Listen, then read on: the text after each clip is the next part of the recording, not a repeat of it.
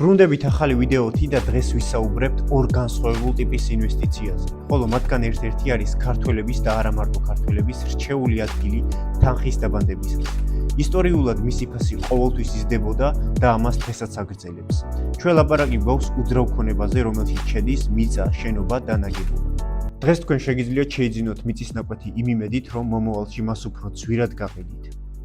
მიწა ასევე შეგიძლიათ გამოიყენოთ მშენებლობისთვის, მოსავლის მოყვანისთვის და ასე შემდეგ. თითქმის ყველა ქართველმა იცის, რომ მიწის კარგ ადგილზე შერჩევით ის გარკვეული ხნის შემდეგ მოგებას მიიღებს. მაგალითად, თბილისის ირგვლივ საცხოვრებელი ფართის ყიდვით ბევრი ადამიანი ინტერესდება. შესაბამისად, მოთხოვნა იზრდება ფასებთან ერთად და ყველაზე კარგი გადაწყვეტილებაა კონკრეტული მიწის ან შენობის იაფად შეძენა. უძრავი ქონება რეალურია, მას ეხები, მასში ცხოვრობ, მასზე მუშაობ, მოყავს ხილი, ბოსტნეული თუ მარცვლეული. ხალხმა იცის, რომ მიწა ადამიანს ყოველთვის დასჭირდება. ის მუდამ გამოსადეგი და სასურველია. ეს არის მიზეზები თუ რატომ ირჩევს ქართველი ხალხი უძრავ ქონებას, როდესაც მათ კაპიტალის დაბანდება სურთ. მაგრამ ძალიან ცოტა ჩვენგან შეუძლია შეიძინოს ახალი ნაკვეთი ან შენობა. მით უმეტეს დღეს ახალი ბინის ყიდვა ბევრი ადამიანის ოცნება. უძრავ ქონებაში ინვესტირება მოითხოვს დიდი კაპიტალის ქონას, რაც დამწყებ ინვესტორს არ აძლევს საშუალებას გადადგას თავისი პირველი ნაბიჯები. სამაგიეროდ არსებობს საფონდო ბირჟა, სადაც შეგიძლიათ დაიწყოთ მცირედით, იყიდოთ ქართული თუ უცხოური კომპანიების აქციები მოგების მიღების მიზნით. საქართველოში ძალიან ცოტა ადამიანი ინტერესდება საფონდო მარკეტით.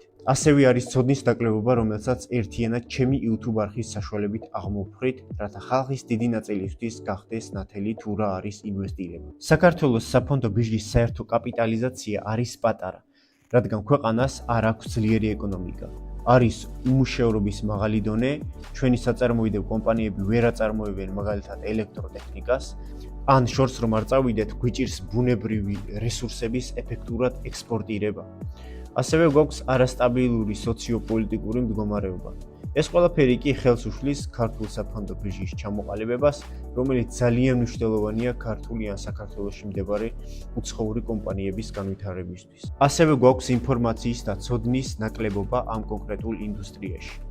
არ უნდა დაგვავიწყდეს, რომ როდესაც სოფლიოს მრავალი ქვეყანა ახალ მონეტარულ და პოლიტიკურ სისტემაზე გადადიოდა და სწავლობდა, ჩვენ ამ დროს ამოვყავით თავის საბჭოთა კავშირში, რომლის დროსაც ყველა კომპანია მთავრობის კონტროლში და ხელში იყო. დრო, როდესაც ქართველს სუფრა სავსე ჰქონდა, მაგრამ რეალურად ქვეყანამ თავისი ისტორიული ზალა დაკარგა და დაბეჭავდა. ხოლო ჩემი აზრით საბჭოთა კავშირში ყოფნით საქართველოს თავის ისტორიაში ყველაზე ცუდი დრო გაიარა. ამით დღევანდელი ვიდეო დასასრულს მიუახლოვდა და თუ თქვენ გაგიჩნდათ კითხვები ამ თემებთან დაკავშირებით, შეგიძლიათ დააკომენტაროთ ან მომწეროთ ელექტრონულ პოსტაზე, რომელიც ჩემი YouTube არხის აღწერაშია. დროებით.